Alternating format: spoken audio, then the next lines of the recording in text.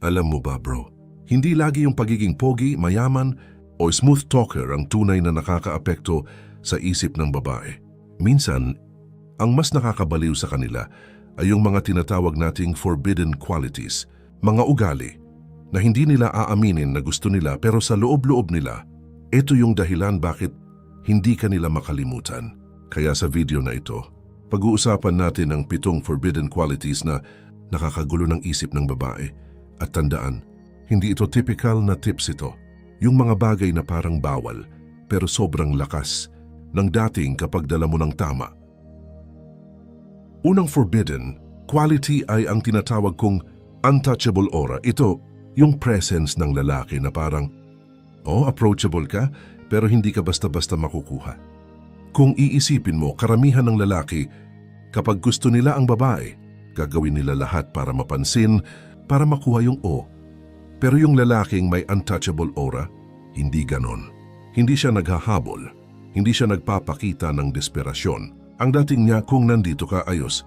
Kung wala, ayos pa rin. Psychologically speaking, bro, ito yung tinatawag na scarcity effect. Kapag alam ng babae na hindi ka madaling makuha, nagiging challenge ka. At alam naman natin, ang utak ng tao, lalo na ng babae, mahilig sa challenge. Ang gusto nila yung parang puzzle na hindi agad nasosolve. Yung parang mystery novel na hindi matapos-tapos. Ngayon, baka isipin mo ibig sabihin nito kailangan mong magpa-hard to get ng pilit. Hindi ganon. Ang tunay na untouchable aura ay nanggagaling sa pagiging kontento sa sarili. Yung tipong hindi mo kailangan ng validation ng iba para maramdaman mong valuable ka. Isipin mo na lang bro, may 2 lalaki. Yung una, laging available. Pag tinext mo ng babae, reply agad. Kahit 10 oras ng gabi. Yung pangalawa, hindi siya rude. Pero hindi rin siya 24/7 nakatutok. Busy siya sa sarili niyang buhay, goals at growth. Sino sa tingin mo ang mas maiisip-isip ng babae bago matulog? Siyempre yung pangalawa. Kasi ang vibe ng untouchable aura ay ganito. Interesado ako sa'yo, pero hindi ka sentro ng mundo ko. At yan ang nakakagulo ng isip ng babae. Kasi sanay sila na sila ang hinahabol. Pero kapag may lalaking hindi agad bumibigay, doon sila lalo nagiging curious. Kaya kung gusto mong dalhin ang aura na ito, tandaan, huwag kang maging OA sa pagpapakita ng feelings at huwag mong gawing priority ang validation. Instead, ipakita mo na may sarili kang mundo na kahit hindi siya kasama, masaya ka pa rin. Yun yung tunay na untouchable. Ang pangalawang forbidden quality ay ang controlled darkness. Ano ibig sabihin nito? Ito yung aura ng lalaki na may bahid ng dark side, pero hindi out of control. Hindi siya yung tipong violent o bastos, pero may mysterious edge na parang may tinatago siyang lalim na hindi madaling basahin ng iba. Psychologically bro, ito yung tinatawag na shadow integration. Lahat tayo may tinatawag na shadow self, yung mga ugali. Instincts o emosyon na hindi natin laging ipinapakita. Pero ang kakaiba dito, ang lalaking may controlled darkness, hindi niya tinatago o itinatanggi yung side na yon. Kaya siyang i-channel sa tamang paraan. Isipin mo, may lalaking sobrang goody two-shoes. Lahat mabait. Lahat yes. At may lalaking mabait din naman pero kapag may tumawid sa boundary niya, kaya niyang magsabi ng no. O kapag may taong sumobra, kaya niyang tumayo at ipakita na hindi siya basta uululin. Alin ang mas nakakabaliw sa babae? Siyempre yung pangalawa.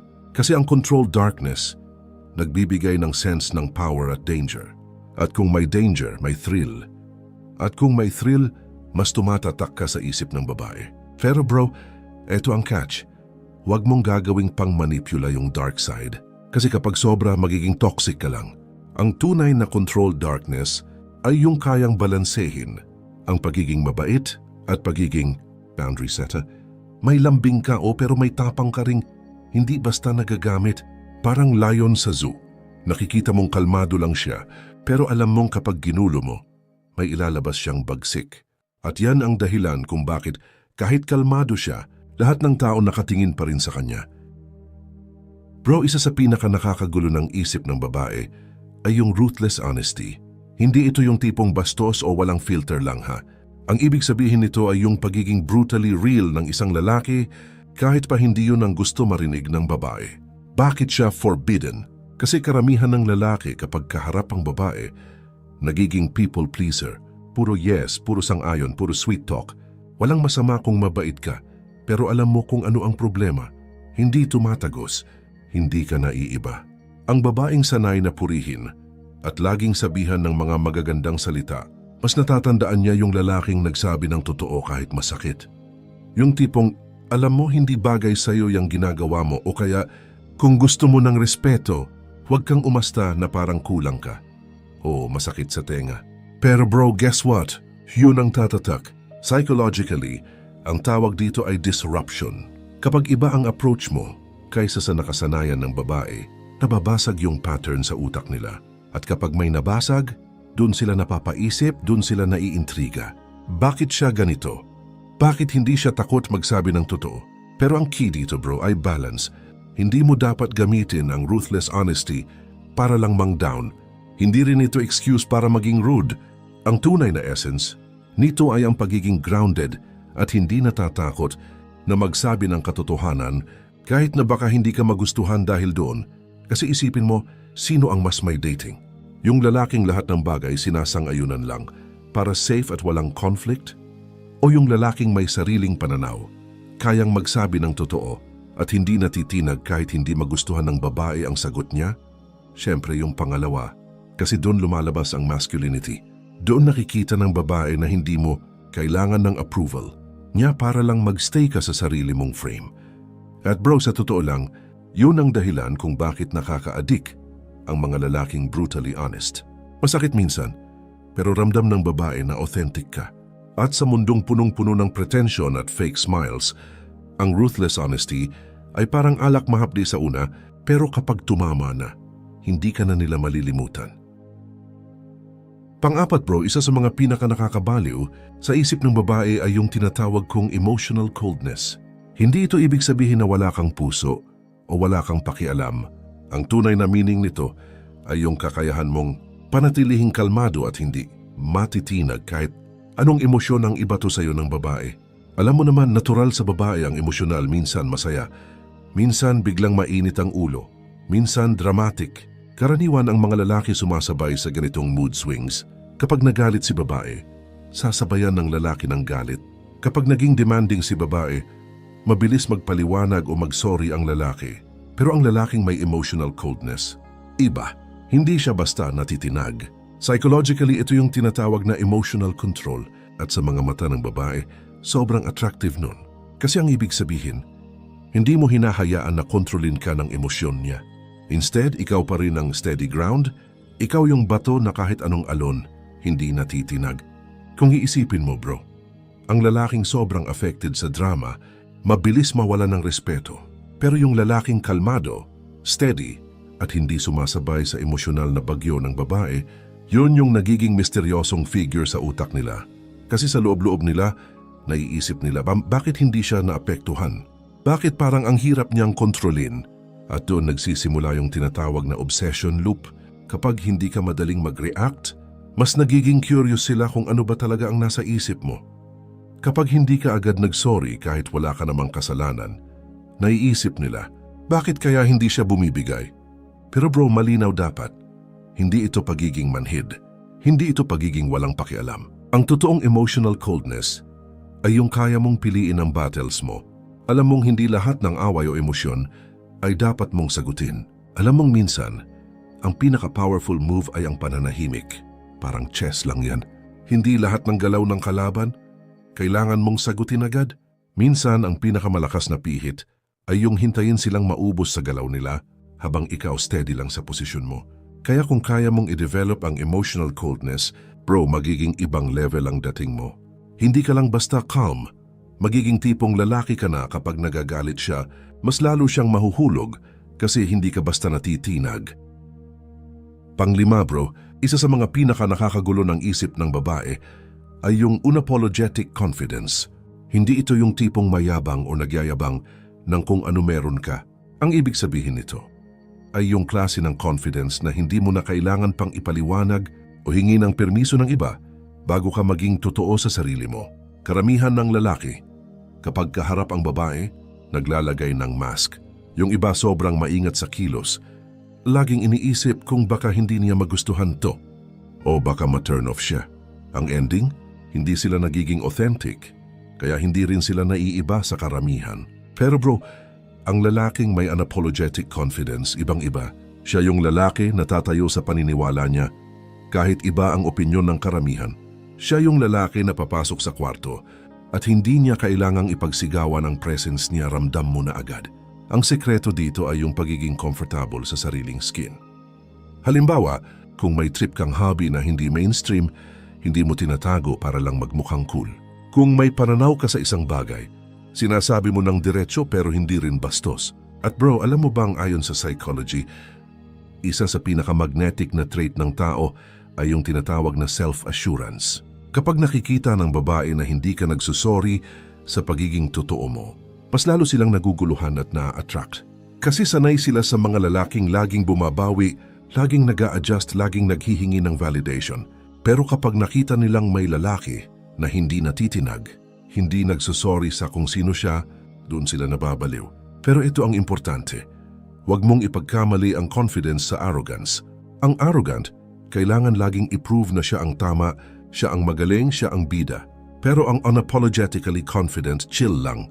Hindi niya kailangang ipilit ang sarili niya kasi alam niyang sapat na yung actions at presence niya.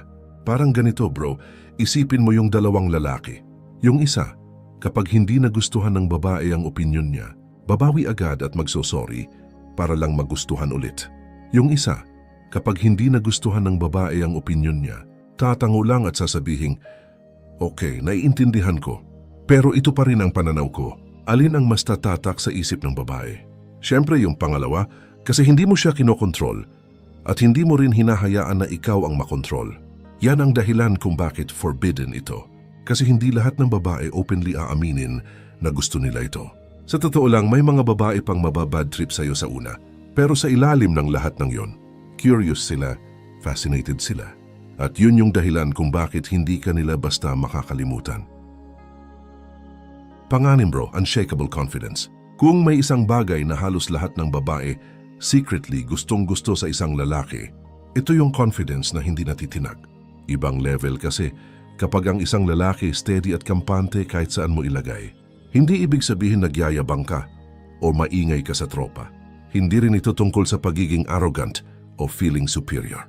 Ang tunay na confidence bro ay tahimik pero ramdam ng lahat. Ang confident na lalaki ay hindi madaling ma-offend. Hindi siya nanginginig. Kapag may mas guwapo, mas mayaman o mas matalino sa paligid, hindi siya nagko-compare dahil alam niya ang value niya. Kapag kausap niya ang babae, hindi siya nag-overthink kung tama ba yung joke niya o kung okay ba yung sagot niya. Wala siyang please like me energy. Instead, ang vibe niya ay parang okay lang kung gusto mo ako, okay din kung hindi. Buo pa rin ako. At dito natataranta ang babae. Bakit? Kasi karamihan ng lalaki ay insecure.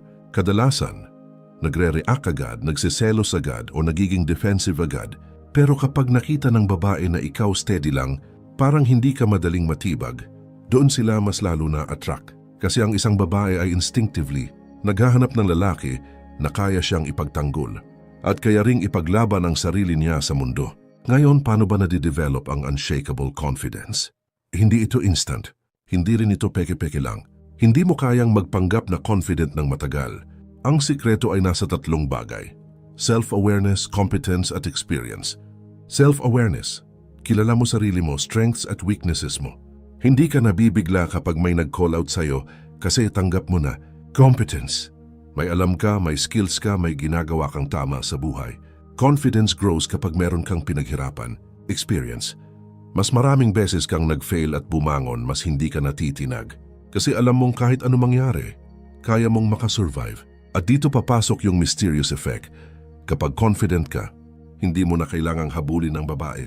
Ang mga babae mismo ang magtataka kung bakit iba aura mo, bakit steady ka, at bakit parang may alam ka na hindi nila alam. That curiosity pulls them closer. Sa madaling salita bro, confidence is silent, insecurities are loud. Kung kaya mong maglakad sa mundo na hindi nagpapakitang kailangan ko ng approval, dun ka nagiging magnetic sa mata ng babae. At ito ang dahilan kung bakit unshakable confidence ay isa sa mga pinaka-forbidden, pinaka-undeniable na qualities na nagugulo ang isip nila. Pangpito bro, ruthless independence. Ito na yung huling forbidden quality, bro. At masasabi kong ito ang pinaka-crucial sa lahat. Ruthless independence. Ano ibig sabihin nito? Simple. Ikaw yung tipong lalaki na kahit gaano mo kamahal ang isang babae, hindi mo ibinibigay ang buong identity mo sa kanya. Hindi mo siya ginagawang mundo mo. May sarili kang landas, sariling mission, at sariling buhay na hindi nakadepende sa approval niya. Karamihan ng lalaki, once na pumasok sa relasyon, unti-unting nawawala yung sariling pagkatao nila. Lahat nakaikot sa babae. Oras, plano, decision-making, pati happiness. Doon nagkakamali ang marami kasi ang babae, kahit sabihin niyang gusto niyang maging priority, deep inside mas na-attract siya sa lalaking may sariling backbone. Yung tipong I want you, but I don't need you. At dito nagiging ruthless yung independence. Hindi ito pagiging selfish o walang pake. Ang ibig sabihin lang, alam mong kaya mong mabuhay, mag-thrive, at maging masaya kahit wala siya. At kung sakali mang dumating yung punto na iiwan ka niya, hindi ka babagsak at hindi ka magmamakaawa. Alam mong babangon ka at tutuloy pa rin sa mission mo. Para sa babae, ito ang pinakabaliw na quality. Kasi karamihan sa kanila sanay na kapag gusto sila ng isang lalaki, nagiging dependent ito. Pero kapag ikaw iba, kapag hindi ka kayang kontrolin ng kanyang beauty, ng kanyang mood swings, o ng kanyang atensyon, doon siya lalong na-obsess. Kasi ramdam niyang hindi ka ordinaryong lalaki. Paano ba nade-develop ang ruthless independence? 1. Have a mission bigger than her. Kung wala kang passion o goal sa buhay, automatic magiging sentro siya ng mundo mo. Delikado yon. 2. Be comfortable with solitude. Dapat kaya mong maging masaya mag-isa, kaya mong mag-dinner mag-isa, kaya mong mag-travel o mag-workout nang hindi naghahanap ng validation. 3. Detach from outcomes. Hindi lahat ng relasyon tatagal. At kapag natutunan mong tanggapin yon, mas nagiging malakas ka. Sa ganitong mindset, hindi ka nagmamadali, hindi ka natatakot mawalan, at hindi ka natitinag sa drama. Ikaw yung tipong lalaki na, kahit gustong-gusto ka ng babae, lagi siyang may kaba na baka mawala ka kasi hindi ka nakatali sa kanya.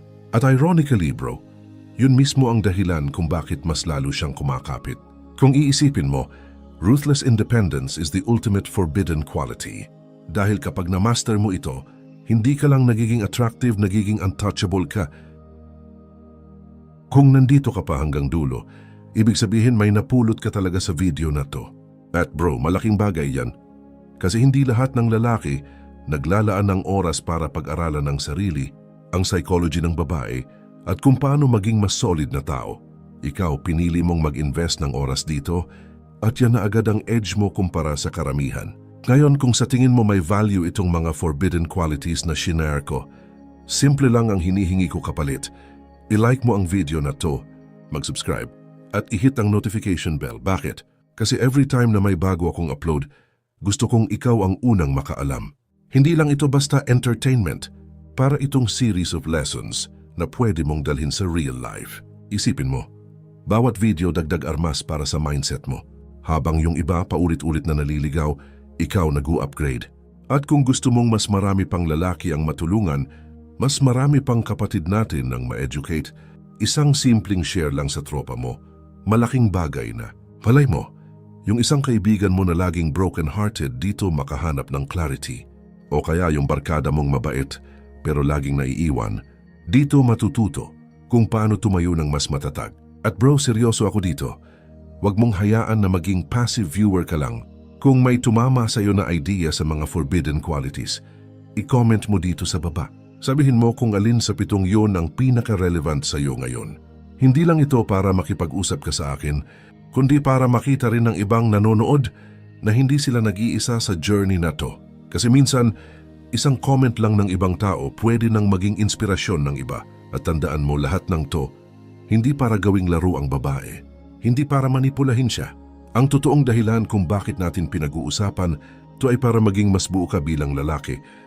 Kapag naging mas buo ka, mas malinaw ang isip mo, mas kalmado ang kilos mo, at mas grounded ka sa sarili mong value. Doon ka nagiging attractive. Hindi dahil pinipilit mong maging iba, kundi dahil natural mong nilalabas yung best version ng sarili mo. Kaya bro, kung gusto mo pang lumalim dito, kung gusto mong hindi ka lang basta informed kundi transformed, i-like mo na ang video, mag-subscribe, at i-hit ang notification bell dahil mas marami pa tayong pag-uusapan na mas malalim, mas matindi, at mas eye-opening kaysa rito. Hindi ko sasabihin kung ano yung susunod, pero siguradong may matututunan ka ulit na hindi mo pa naririnig sa iba. Kaya abangan mo. Kasi baka yun na yung missing piece na kailangan mo ngayon. So hanggang sa susunod bro, tandaan mo lang. Ang tunay na lakas hindi sa ingay kundi sa control. At kung gusto mong patuloy na mag-level up, alam mo na gagawin.